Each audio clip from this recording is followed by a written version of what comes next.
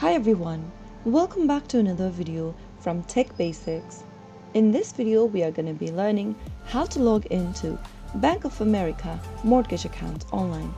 So without wasting much of our time, let's dive into the video. First of all, launch open a web browser of your choice.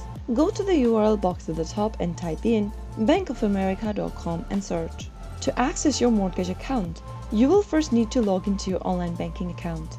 On the left-hand side menu, type in your user ID and your password in the respective text boxes. If you want to save your user ID in the computer or your device, click on Save User ID, but if you are using a public or a shared device, leave the box unchecked, and finally click on Login. In case you don't remember your password or your user ID, click on Forgot ID/password and follow through the on-screen instructions. After clicking on the Login button and after your credential is correct, you will be logged into your Bank of America online banking account, from where you will need to go ahead and choose the Mortgage tab to access your mortgage account. So that is how you will be able to log into your Bank of America mortgage account in just a couple of minutes. If you found the video to be helpful, go ahead and give us a thumbs up.